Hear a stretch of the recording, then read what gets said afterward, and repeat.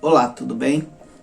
A proposta dessa nova abordagem de hoje é falarmos sobre o tema liberdade absoluta de imprensa. Nesta apresentação vamos trazer algumas teorias que ajudam a fundamentar esse trabalho, assim como apresentações práticas da vida cotidiana no que diz respeito o papel da imprensa e também as questões que envolvem as relações das pessoas com a própria imprensa e a influência que isso traz não só para o mundo, como também para o nosso próprio país. Pois bem, o Brasil é um país cuja liberdade de imprensa é ao mesmo tempo um tabu e uma contradição. Isso porque há uma polêmica sobre o assunto que é dominado por um oligopólio de 5 famílias que juntas controlam 50% dos principais veículos da mídia no país. Ironicamente, a própria liberdade de imprensa defendida por seus proprietários é negada na medida em que não permitem que haja uma pluralidade mais ampla de opiniões. A liberdade de imprensa é uma parte da liberdade de expressão que é muito mais ampla. A origem desse atual direito deriva da liberdade de expressão que tem o seu início no século XVIII e está baseada em 2 documentos fundamentais, entre eles a Declaração de Independência dos Estados Unidos, que ocorreu em 4 de julho de 1776. Trata-se de um documento que traz em seu texto um direito individual e comum a todos, portanto universal, assim como o direito à liberdade de busca da felicidade. Neste mesmo documento, os indivíduos são livres para buscar aquilo que os leva à sua felicidade, e não é dever do Estado nem do governo determinar qual é o conteúdo desta felicidade. Temos aí então a liberdade do indivíduo ou do cidadão, a liberdade de escolha. Portanto, nesse sentido, somos livres para escolher aquilo que nos torna feliz. O problema é quando há uma hegemonia no domínio da informação que faz com que essa escolha não seja tão possível assim. Segundo o documento da Declaração dos Direitos do Homem e do Cidadão, que foi criado em 26 de agosto de 1789, durante o período da Revolução Francesa, nesse documento, em seus artigos 10º e 11º, aparece a liberdade de expressão, sejam elas políticas ou religiosas, e em nenhum desses casos o cidadão ou o indivíduo deve ser inquietado do seu direito de expressão ou de ideias, desde que essas ideias não violem a utilidade pública. No entanto, numa sociedade onde os poderes políticos e de informação estão intrinsecamente ligados, esses direitos acabam não sendo tão respeitados. Quando o filósofo francês, no século XVIII, Voltaire, defendia a liberdade de expressão plena, a defendia a partir de uma ideia de que o debate ele é fundamental para provar a força das ideias. É a partir da contraposição de ideias que temos a ideia de qual ideia é a melhor. assim como Marx o fez no século XIX com a dialética. Para Voltaire, essa seria a melhor forma de se desenvolver a racionalidade, que é uma das principais características do iluminismo. Para Rousseau, a perfectibilidade dos seres humanos possibilitaria melhorarmos como seres humanos na medida da sua diversidade. Já para Kant, é possível verificar no princípio da maioridade intelectual, da nossa autonomia e do livre pensar. Todos eles, Kant, Voltaire, Rousseau e Marx, pensam isso para modelos de sociedades cada vez mais liberais e também cada vez mais responsáveis. Porém, o problema é que quando alguém se utiliza da liberdade de expressão, mesmo que na forma de liberdade de imprensa, para tolher, manipular a liberdade de escolha ou de opinião dos outros, essa pessoa está entrando em contradição com as ideias desses autores, que são a base do pensamento moderno, republicano, democrático, né? E que fundamentam também o contrato social. Para Montesquieu, para que não haja abuso, é preciso organizar as coisas de forma que um poder seja contido por outro poder. Acreditava ele ser uma verdade eterna, que qualquer pessoa que detenha o poder tende a abusar dele. O objetivo das suas ideias é estabelecer limites aos atores públicos e às instituições do governo. Vimos, portanto, durante a pandemia, a importância da Anvisa como agência reguladora, regulamentando quais vacinas podiam ser ou não aplicadas no país. Existem hoje diversas outras agências reguladoras de outros setores que fazem esse trabalho. Obviamente, cada uma na sua respectiva área de atuação.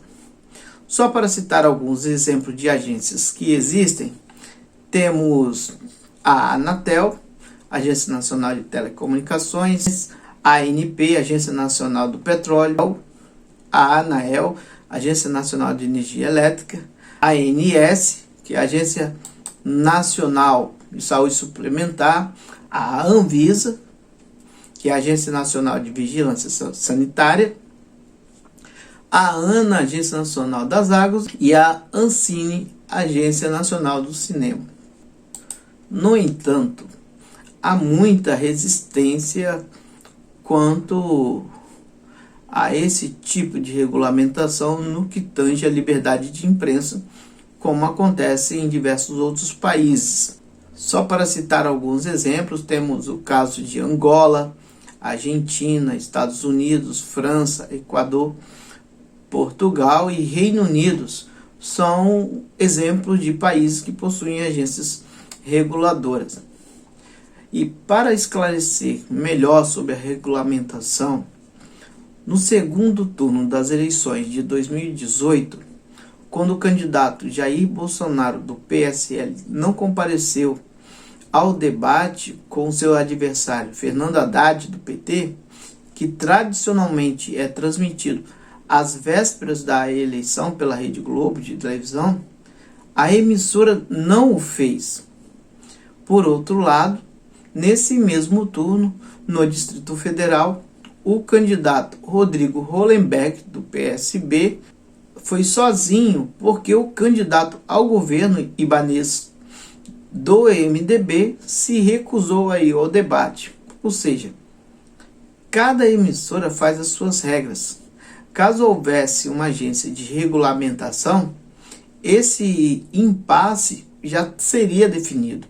O documento mais recente e de grande relevância quanto a essa questão é a Declaração Universal dos Direitos Humanos, criada em 1948, onde esta ideia de liberdade e responsabilidade, elas se conjugam e não se confrontam.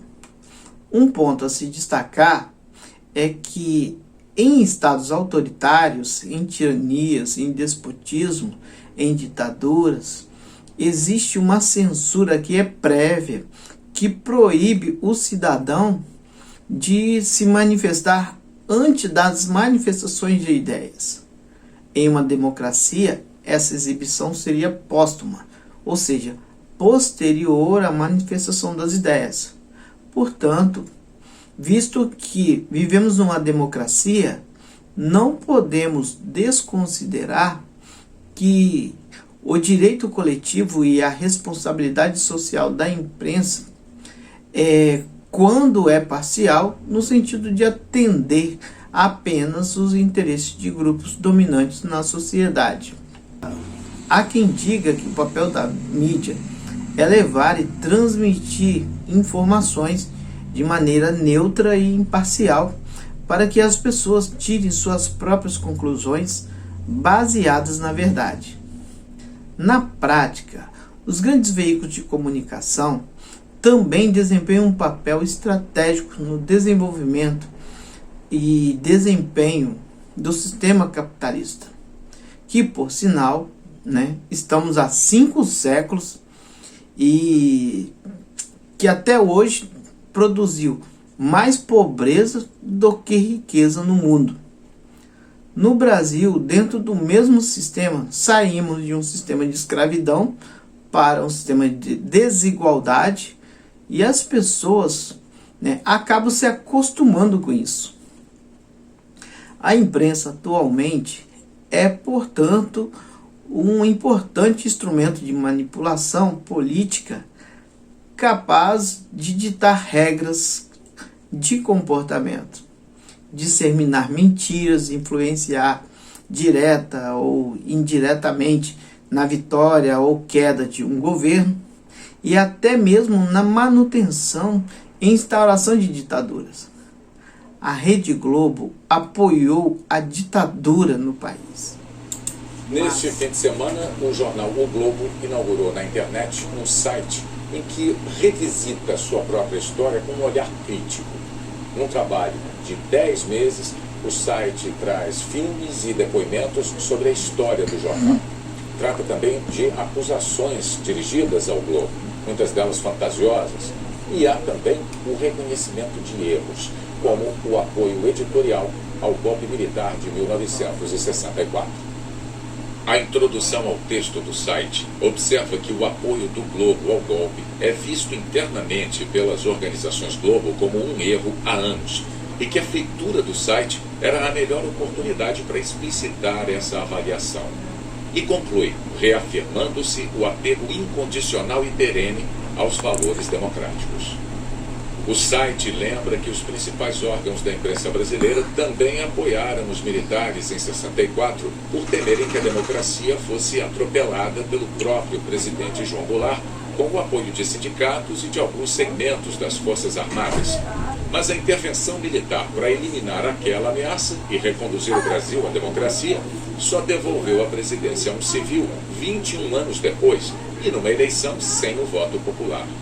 Em 84, portanto, um ano antes do fim do regime militar, num editorial de primeira página, o jornalista Roberto Marinho afirmava que o jornal O Globo permanecia fiel aos objetivos iniciais do que chamava de Revolução de 64, mas revelava conflitos com os que se esqueceram de que os acontecimentos haviam se iniciado por exigência do povo brasileiro. O editorial alertava: sem povo não haveria revolução, mas apenas um pronunciamento ou golpe com o qual não estaríamos solidários. Em defesa de uma visão com perspectiva histórica, o site que foi ao ar ontem afirma que, em 64, aos que dirigiam o jornal O Globo, o apoio ao golpe parecia a atitude certa para o bem do país, mas que hoje não há por que não reconhecer explicitamente que, à luz da história, foi um erro. O site afirma que se aprende com os erros e se enriquece ao reconhecê-los. E conclui: a democracia é um valor absoluto. Quando em risco, ela só pode ser salva por si mesma. Mas levar a informação e entretenimento está longe de ser a principal função dos meios de comunicação de massa. Toda sociedade tem uma cultura e todo indivíduo pertence a uma sociedade. Portanto, a cultura do indivíduo é a cultura da sociedade em que ele vive. Nossas ideias e opiniões são baseadas na cultura da nossa sociedade, de acordo com o seu tempo e espaço, através das relações e as formas pelas quais recebemos as informações que orientam o nosso comportamento. As novelas, os filmes, as músicas, os rádios, jornais, as revistas, os desenhos, canais no YouTube, as redes sociais, nada disto está isento de ideologia de pensamento. Eles ajudam a moldar o imaginário popular e a construir ideias universais, assim como fomentar e derrubar ideias. No Brasil, a capacidade midiática de derrubar reputações tornou-se algo comum, cuja impunidade é protegida pela áurea da liberdade de imprensa. O caso da escola de base é um bom exemplo. Em março de 1994, 2 proprietários de uma escola, ou seja, um casal, em São Paulo, foram acusados de promover abusos de crianças numa escola. Após uma mãe de uma criança de 4 anos entrar com processo de investigação, o caso foi publicado em um jornal e logo foi ganhando proporções gigantescas. O sensacionalismo das notícias tornou o fato impactante, com altos índices de audiência. Alguns programas chegaram a divulgar que existiam relatos de centenas de crianças que eram sedadas e fotografadas, abusadas na escola. Os rostos dos proprietários foram divulgados e eles foram linchados. A escola depredada e suas vidas arruinadas, e no final ficou comprovado que eram inocentes. Há vários outros casos na história da mídia brasileira que confirmam essas práticas. A capacidade da mídia em induzir ações, condenar previamente ou inocentar, é um grande trunfo dos meios de comunicação de massa e é o que sustenta esses veículos no sistema capitalista. A condenação do ex-presidente Lula teve uma grande participação da imprensa, batendo duro dia e noite. Lula. 5 anos de noticiário. 5 anos acusando Lula sem crime e sem prova. Eis que a justiça chega à conclusão. Lula é inocentado em mais um processo. Não há provas suficientes de que o pagamento de palestras do ex-presidente tivesse origem ilícita. Pois é, gastaram 5 anos falando mal de Lula e apenas 36 segundos para assumirem que era tudo armação para tirar Lula da eleição. Golpe de Estado, conluio com juízes, matérias inventadas, difamação. E ao final, Lula absolvido. Quantas horas o Jornal Nacional tem de crítica a mim e nenhuma favorável? São quase 400 horas contra o Lula e nenhum minuto favorável. Então eu acho que eles devem ficar incomodados, porque depois de tantos anos de perseguição, depois de mentirem tanto, a meu respeito, a Globo, a Record, a Bandeirante, o SBT, a Folha, o Estadão, a Época, a Veja, Isto É, sabe, depois de tanto fake news a meu respeito, depois de tanta mentira, e eu desafiando eles, sabe, depois de desafiar o Moro, depois de desafiar o Dallagnol, sabe, eu quero desafiar alguém que não goste de mim nesse país a provar R$1 ilícito na minha vida. Tem uma parcela da sociedade que ainda me vê como um elo de esperança para os problemas desse país.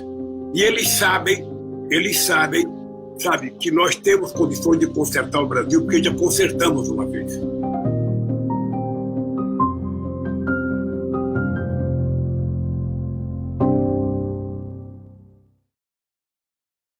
Lula da Silva foi condenado por corrupção e preso. As perdas pessoais foram tão devastadoras quanto as perdas políticas e muitos pensaram que Lula sairia de cena. Mas no início deste ano, o Supremo Tribunal Federal do Brasil decidiu revogar as condenações que o mantiveram na prisão quase 2 anos e restaurou seus direitos políticos. As sondagens mostram que Luiz Inácio Lula da Silva está bem colocado para vencer Jair Bolsonaro na eleição presidencial do próximo ano.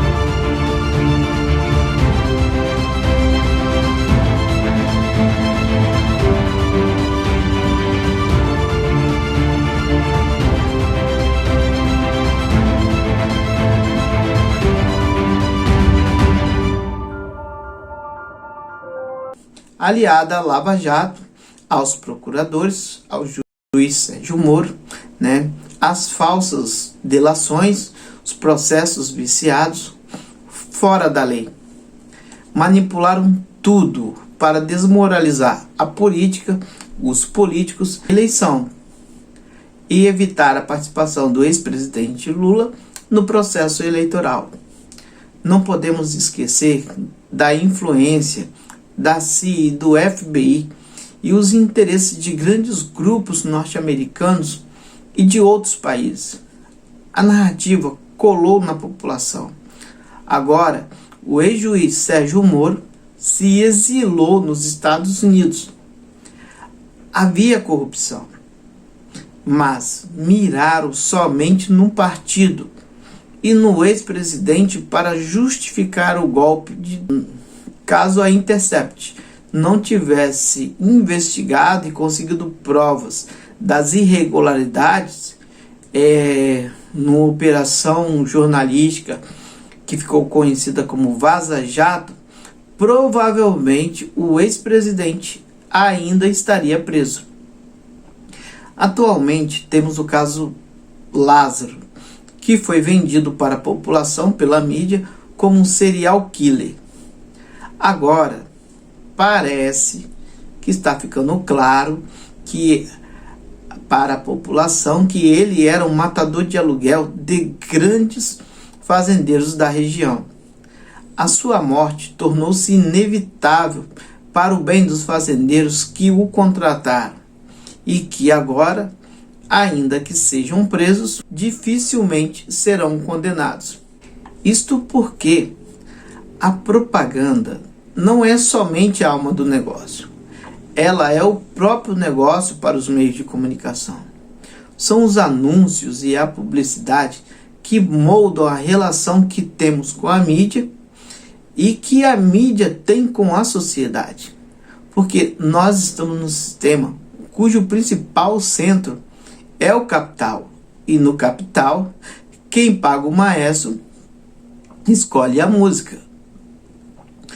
Eis a questão: se a emissora recebe milhões para defender o agronegócio e dizer que ele é pop, que ele é tech, que ele é tudo, como é que ela vai fazer uma cobertura aprofundada sobre problemas do agronegócio no país? Pesquisas apontam que 90% do consumo de água são da indústria e do agronegócio. Privatizaram a Eletrobras, aumentaram o preço da energia e pedem que a população economize no banho. Privatizaram pedaços da Petrobras, mas o preço da gasolina continua subindo. como é que a notícia de que o Ministério Público aponta um desvio de 6 milhões lavados por meio de uma igreja, se o pastor é o dono da emissora? Nesse momento, precisamos pensar em 2 pontos que são aparentemente contraditórios, mas que, quando olhados de perto, se demonstram fundamentalmente complementares. A liberdade de imprensa, como extensão da liberdade de expressão, deve ser exercida tendo sempre uma responsabilidade social. Muitos dirão que, se sou responsável pelo que falo, tenho que abrir mão da minha liberdade em nome dessa responsabilidade? Bom, não necessariamente. Na prática da vida política, na relação dos indivíduos numa sociedade, quando utilizo a minha liberdade de expressão ou veiculo conteúdos que me deixam feliz, esse conteúdo ou forma de expressão não podem violar a idoneidade, a dignidade, a honra do outro, tampouco diminuir ou tornar desigual o seu direito. Em 31 de janeiro de 2019, a TV Record e a Record News, controlada por Edir Macedo, fundador da Igreja Universal do Reino de Deus, tiveram que transmitir 4 programas sobre religiões de matriz africana. A decisão chegou 15 anos depois da ação no Ministério Público e pelo Instituto Nacional de Tradição e Cultura Afro-Brasileira e o Centro de Estudo das Religiões, de Trabalho e da Desigualdade. O acordo foi homologado pelo Tribunal Federal da Terceira Região, e prevê o direito de resposta de 20 minutos em 4 programas de televisão. O Ministério Público salientou que os quadros apresentam elementos de intolerância religiosa em pleno espaço público de televisão contra as religiões afro-brasileiras. Boa noite. A moderna história da imprensa mundial tem 2 momentos centrais. O episódio Watergate, do qual um jornal, o Washington Post, utilizando as melhores e mais legítimas técnicas jornalísticas, derrubou um presidente da República. Desde então criou-se um ciclo no qual grandes grupos jornalísticos em vários países do mundo passaram a enfrentar diretamente todas as formas de poder institucional, de presidentes da República a representantes do Judiciário. Esse ciclo ocorre em pleno processo de globalização, quando mercados de capitais, fundos especulativos, integração de telecomunicações permitiram a criação de grandes grupos midiáticos. Essa disputa acabou levando muitos grupos jornalísticos a extrapolar, valendo seu poder de informação para métodos condenáveis, tanto na obtenção da informação quanto nas guerras políticas e empresariais. Não se tratava mais do modelo convencional de jornalismo, mas do embate entre grandes grupos midiáticos de telecomunicações e de novas formas de informação que brotavam da internet. É nesse contexto que surge o segundo divisor de águas, o caso Rupert Murdoch, o bilionário australiano, dono de um império de comunicação. No Reino Unido, suas práticas jornalísticas, associando-se ao submundo da polícia, não era de organizações criminosas, mas da polícia, custaram o fechamento do seu principal jornal e uma ampla discussão sobre a incapacidade da mídia britânica de se autorregular. No rastro desse episódio, o Brasil começa a despertar para um debate jurídico complexo e relevante. Quais os limites da liberdade de imprensa? A Constituição consagra o direito de opinião, de imprensa, como valor absoluto. Por tal, entenda-se o direito à livre manifestação de opinião, manifestação cultural e outras formas. Por valor absoluto, entende-se o direito de publicar a opinião sem censura prévia. Depois de publicada, entra-se no campo das responsabilidades cíveis e criminais. Até que ponto a legislação brasileira garante o direito de defesa aos ofendidos? Até que ponto a radiodifusão pode difundir mensagens que conflitam com o que dispõe a Constituição, como combate a toda forma de discriminação, o direito das pessoas à honra? Nós temos um exemplo de direito de resposta coletivo. No final do ano passado, numa decisão inédita, a Justiça Federal ganhou esse direito contra a TV Record, por conta de matéria exibida pela emissora, considerada negativa e discriminatória das religiões afro-brasileiras. A ação foi movida pelo Centro de Estudos de Relações de Trabalho e Desigualdades, pelo Instituto Nacional da Tradição e Cultura Afro-Brasileira e pelo Ministério Público Federal. As entidades chegaram a fazer um vídeo, o diálogo das religiões. O trabalho não foi ao ar na TV Record, porque a emissora impediu a exibição com um recurso. A ação ainda está em juízo. Vamos ver um trecho do programa produzido pela TV PUC como direito de resposta coletivo a favor da convivência democrática e da liberdade religiosa. O programa que vocês vão assistir é uma defesa da liberdade e da democracia. A Constituição, que é a lei maior do Brasil, garante a todos o direito de acreditar ou não em Deus. E também o direito de praticar livremente os cultos da religião que venham a abraçar. Ninguém, portanto, tem o direito de ofender as crenças alheias, demonizando os seus religiosos e seus reis.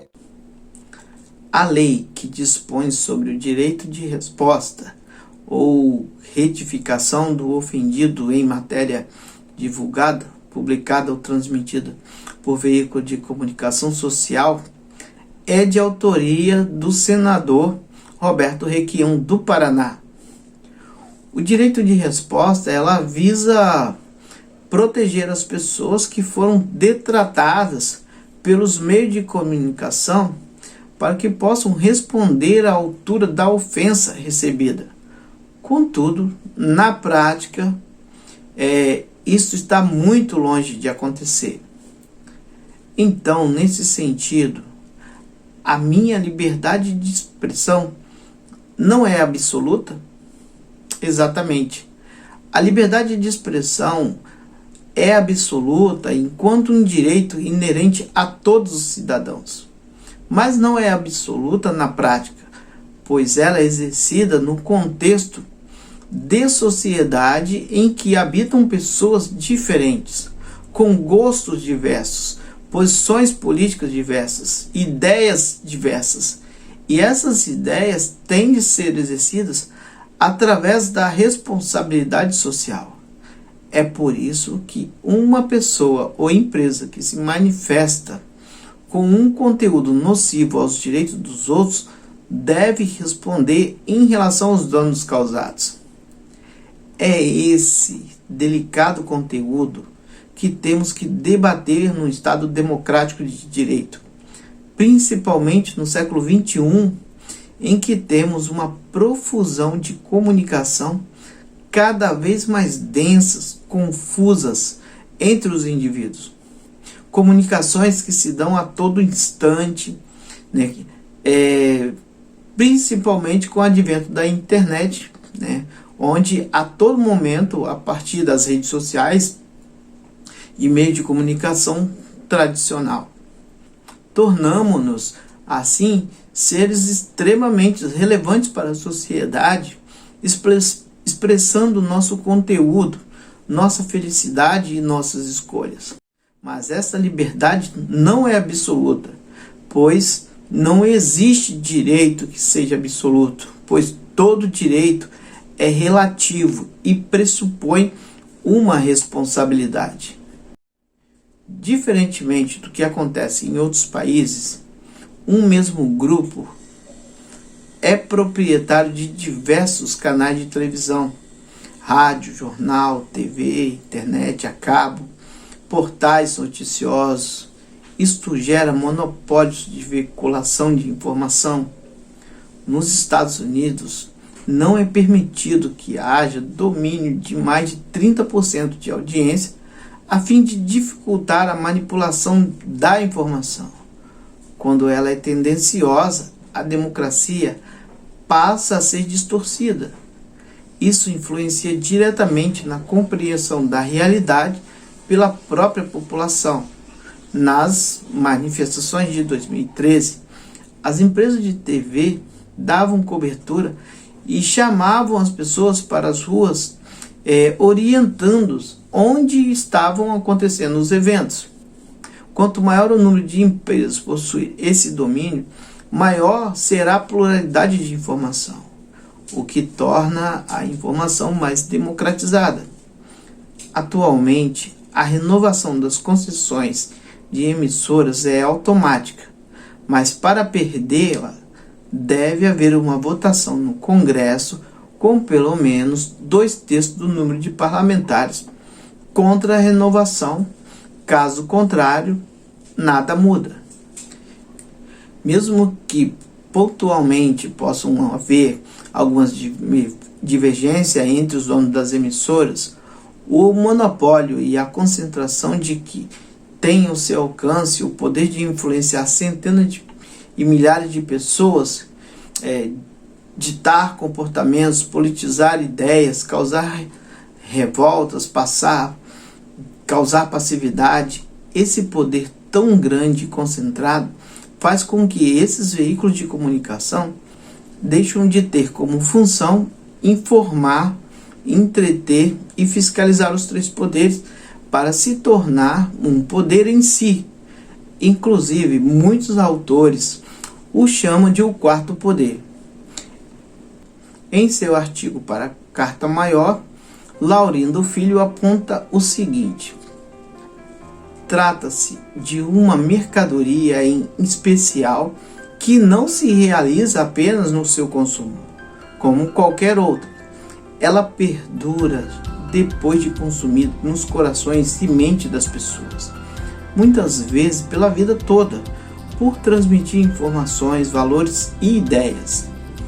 De mediadora entre pessoas, os grupos, ao concentrar, passa a ser orientadora social, política e econômica. Desfaz-se a ideia liberal de mediadora pura, e a comunicação em escala industrial passa a pautar os temas debatidos, ordenando a partir dos seus interesses. Defensores liberais afirmam que a regulamentação pode se transformar em um controle e censura por parte do Estado. Por isso, a mídia deve ser livre para investigar e pressionar governantes sem qualquer tipo de interferência. Afinal, é possível criar regras sem colocar em risco a liberdade de imprensa?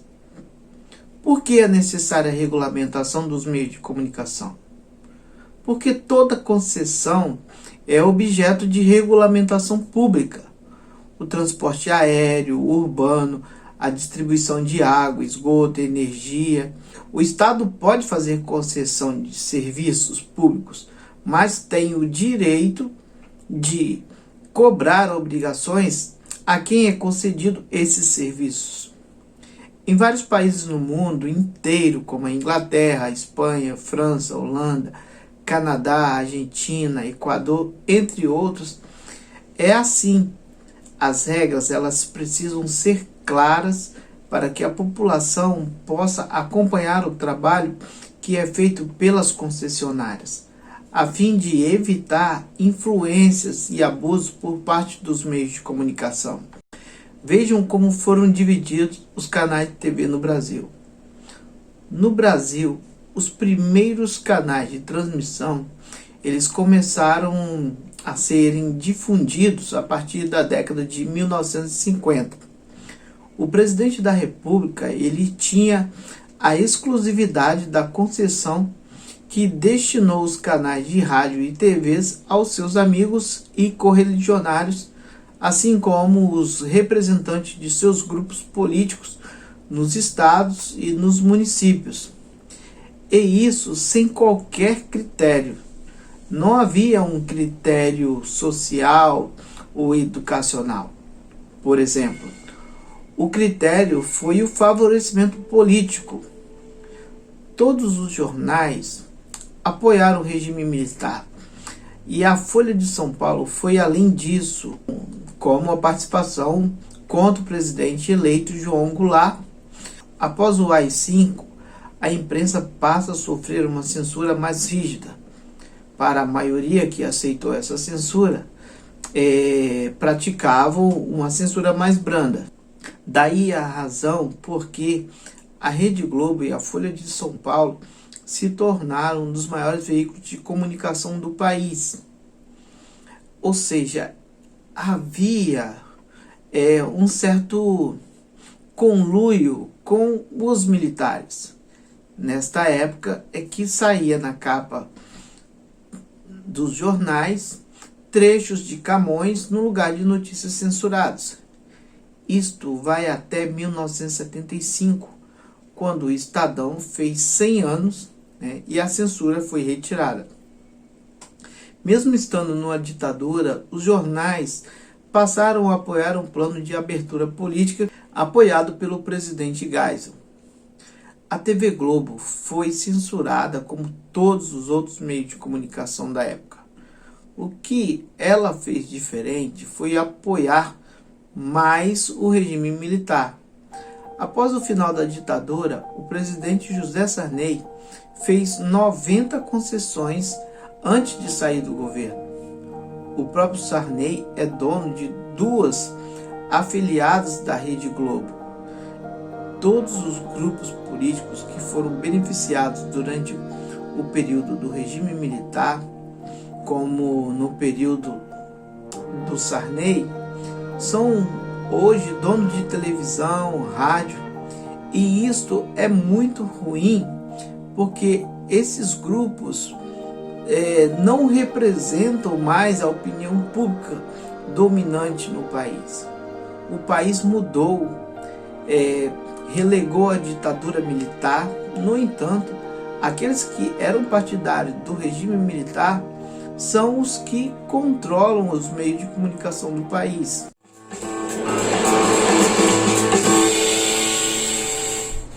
Voltamos ao café do Sindicato dos Bancários no centro de São Paulo com o programa Entrevistas, conversando hoje com Isabela Calil, antropóloga que há 6 anos pesquisa o crescimento de grupos e movimentos conservadores no Brasil.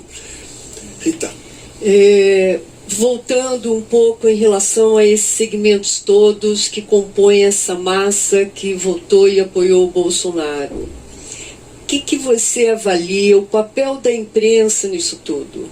Porque me parece que a imprensa, a grande imprensa, é uma das grandes responsáveis pelo momento que o país passa, de um ataque violento à democracia, enfim, as fake news, a manipulação dessa população, por exemplo, da mãe, que é contra o PT porque o PT vai erotizar as crianças, enfim. Qual a responsabilidade que você percebeu na sua pesquisa da imprensa nisso tudo? Acho que a imprensa tem sim grande responsabilidade, inclusive por ter fomentado, ter incentivado um processo de criminalização da política. Ou seja, eu acho que houve um processo, né, e eu acho que da maneira como, inclusive às vezes sensacionalista, da maneira com pouco, contextualizando muito pouco e de uma maneira às vezes até pouco crítica. Isso também, né, Isabela? Que as notícias elas começaram a aparecer, dava-se a sensação, e eu tenho um pouco essa percepção a partir de, por exemplo, de entrevistas, principalmente com pessoas mais jovens, de que a política é algo sujo e a política ela foi criminalizada. Então qualquer atividade política, ela é como se ela fosse uma atividade maldita, né? Ou seja, ela não é algo bom, bem-vindo, o que é complicado. Por quê? Porque as pessoas continuam atuando na política, mas aí tem essa lógica de que eu não sou político. Então, por exemplo, a gente tem visto candidatos que se lançaram na política dizendo eu não sou político, eu sou, e aí, enfim, é outra coisa, mas na verdade está atuando na política institucional. Por quê? Porque isso funciona para, de alguma maneira, achar uma brecha nesse discurso que é o discurso da criminalização da política. A não neutralidade é uma das características dos meios de comunicação no Brasil. Se utilizam de todas as formas de manipulação, como, por exemplo, as escolhas de imagem que são apresentadas em uma matéria, o ângulo em que a manifestação vai ser mostrada, se é por cima ou por baixo, quanto tempo a reportagem sobre determinados fatos ficam no ar, 5 minutos, ou existe ali um plantão para cobrir esse fato ou aquela manifestação. Vai começar pelo rádio, pela televisão, pelas redes sociais, e com que intensidade? Quais serão as pessoas convidadas para dar as entrevistas? quais as palavras escolhidas para falar sobre determinado tema, e etc. Infelizmente, a própria TV Cultura, que é uma emissora estatal, possui em seu quadro maioria de representantes e colunistas, entrevistadores, programas como o Conecto Mahatma, profissionais que são declaradamente liberais, ou seja, pessoas que defendem privatizações dos serviços públicos e que simplificam a economia nos mesmos moldes dos padrões da Globo News. Ela que poderia ser um contraponto nos valores das empresas públicas e dos serviços públicos, sua linha de edição é muito semelhante às outras emissoras de canais abertos, mesmo sendo ela uma TV pública. Assim como as outras que são concessões, que também deveriam exercitar a sua responsabilidade social e democrática. O exemplo muito nítido de manipulação foram as eleições de 1989. Collor e Lula foram para o segundo turno. 2 debates foram transmitidos para todo o país. Lula claramente venceu o primeiro.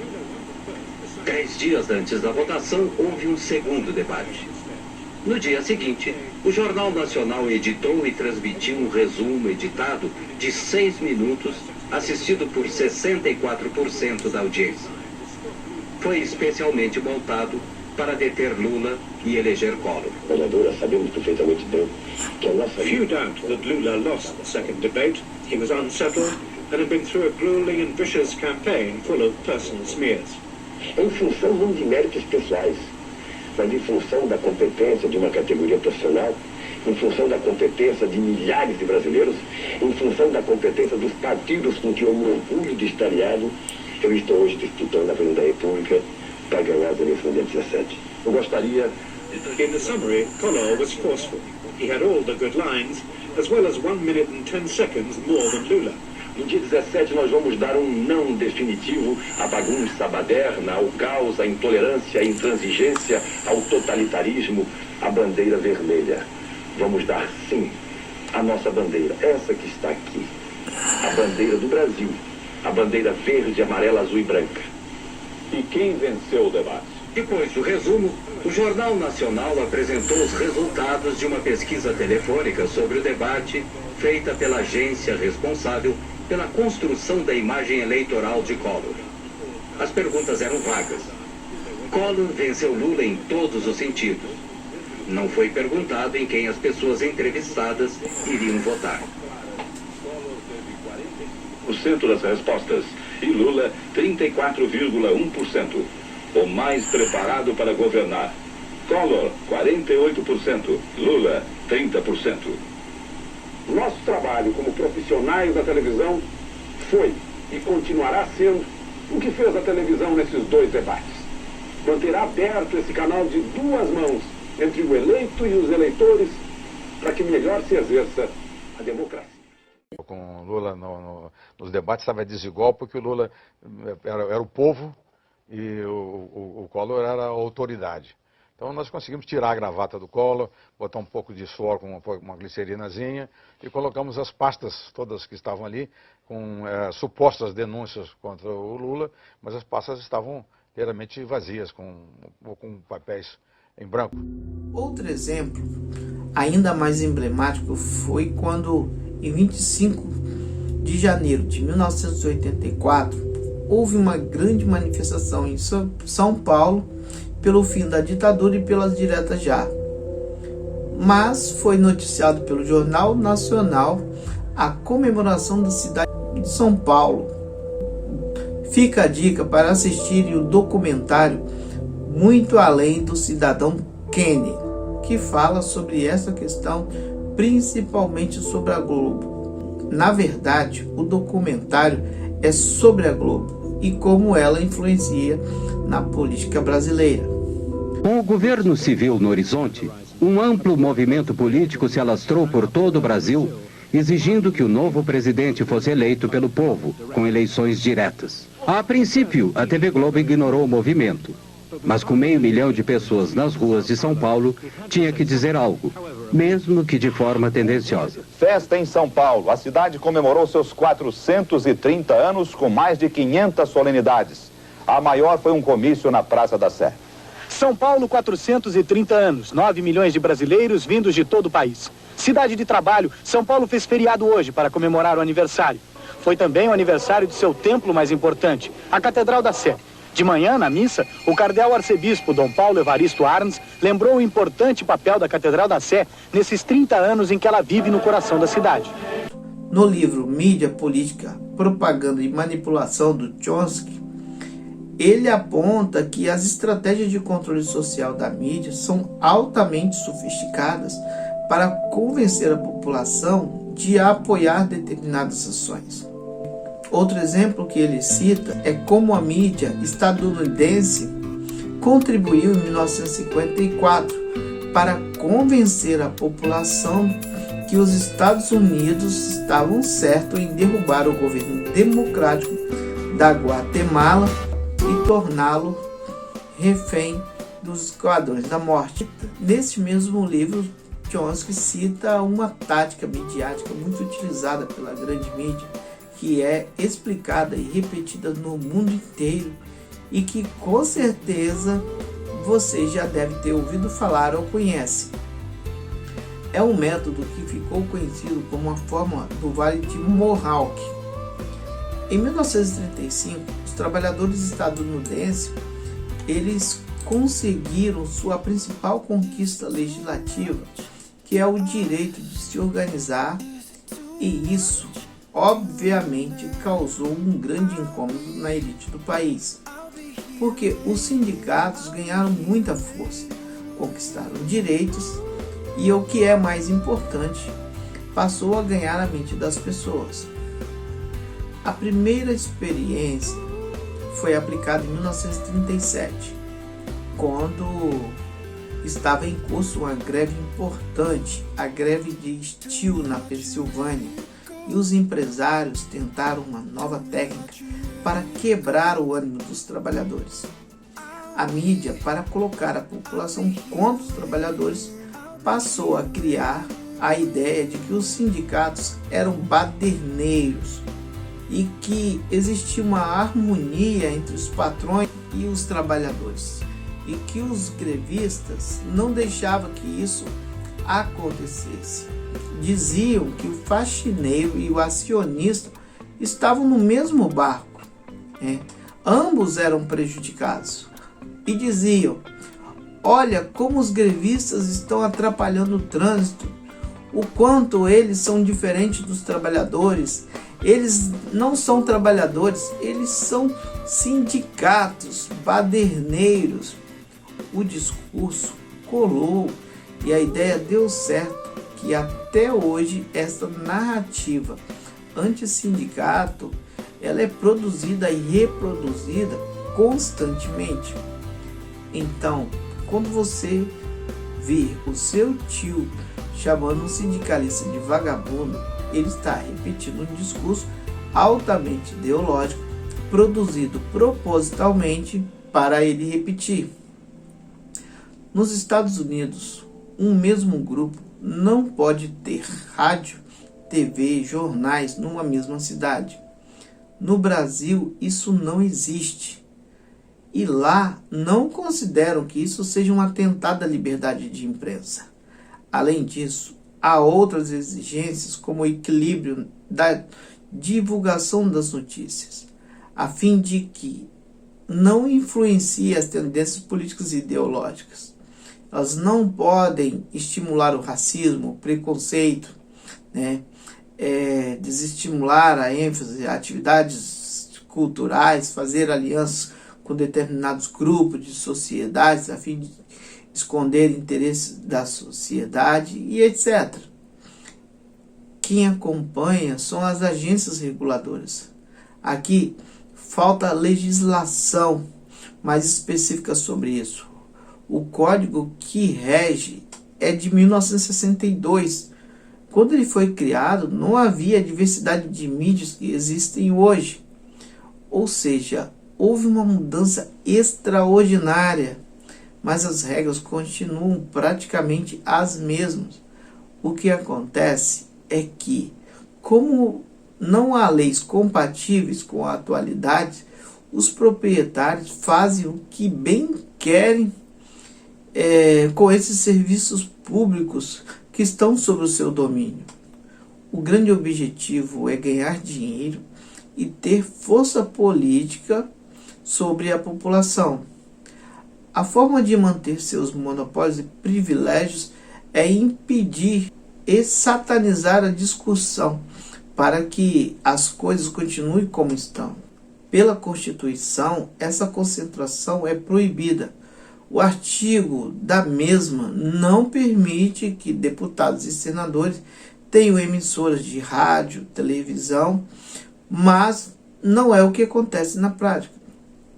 Para regulamentar essa questão, foi criado um projeto que visa democratizar a mídia num debate nacional. A proposta foi elaborada por dezenas de entidades da sociedade civil organizada, como a Intervozes. Entre os principais tópicos do projeto, há o que visa estabelecer que as concessões de canais abertos sejam divididas entre as emissoras comerciais, comunitárias e públicas. No momento, o que se observa é o surgimento de monopólios de grupos religiosos milionários que passaram a dominar grandes mídias. Pesquisas mostram que o controle dos meios de comunicação por poucos grupos é muito prejudicial para a população, porque reduz o número de vozes que tenham a oportunidade de opinar sobre os temas mais importantes para a sociedade, que provoca uma distorção na opinião pública. Um estudo realizado pelo professor Vinícius de Lima, do Observatório de Imprensa, comprova que deputados integrantes da Comissão de Ciência e Tecnologia da Câmara votaram na renovação das licenças de suas próprias emissoras.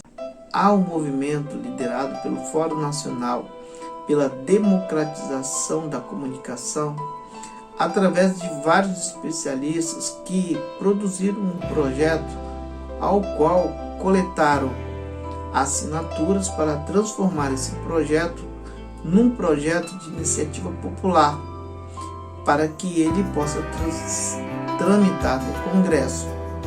O problema é que projetos como esses esbarram em interesses de parlamentares que são donos ou têm vínculo com diversos meios de comunicação ou agem movidos por lobistas profissionais por trás dos bastidores no Congresso Nacional. Uma das razões do vínculo é o poder de influência que um candidato, quando está ligado a um meio de comunicação, tem, como é o caso de vários apresentadores de rádio, televisão, cuja imagem é diariamente divulgada sobre um segmento, criando um vínculo social. Por outro lado, nestes mesmos canais, seus adversários políticos frequentemente são atacados ou têm a sua imagem denegrida. A União Europeia, em 2013, comissionou 5 pessoas para preparar um documento com recomendações que todos os membros pudessem regular a atividade da mídia. O problema é que no Brasil, devido à desinformação das pessoas, elas confundem regulamentação com interferência no conteúdo. Muito pelo contrário. Se a mídia no Brasil fizesse um trabalho isento, há muitos assuntos que poderiam ser tratados de forma muito diferente para esclarecer a população, como, por exemplo, o contrário, é uma regulação de mercado. A reforma da Previdência, a reforma trabalhista, a reforma da educação, que vão trazer grandes prejuízos à população. Poderiam criar debates, esclarecimentos sobre o que melhorou, o que piorou com as privatizações, explicarem de uma forma clara, né, sobre o liberalismo, mostrar que ele faliu todos os países capitalistas em 1929 e que está quebrando atualmente todas as economias capitalistas novamente, fazer matérias sobre o MTST e mostrar o trabalho que eles fazem com pouco dinheiro nas escolas em São Paulo e em outros lugares, nas periferias, mostrar os projetos sociais que existem nas favelas, falar sobre o MST, mas que não ficassem rotulando-os como bandidos, separar o joio do trigo, porque pessoas de mau caráter existem em todas as instituições. Poderiam dar mais visibilidade a uma outra face do Brasil que muitas pessoas não conhecem. Por fim, é preciso entender que, embora a mídia no Brasil tenha se horizontalizado no que tange às redes sociais, as regras básicas da Constituição sobre o sistema de comunicação social brasileira, cuja função é freios e contrapesos, elas precisam ser praticadas e aprimoradas para que assegurem ou impeçam qualquer desvirtuamento do serviço em detrimento do bem comum.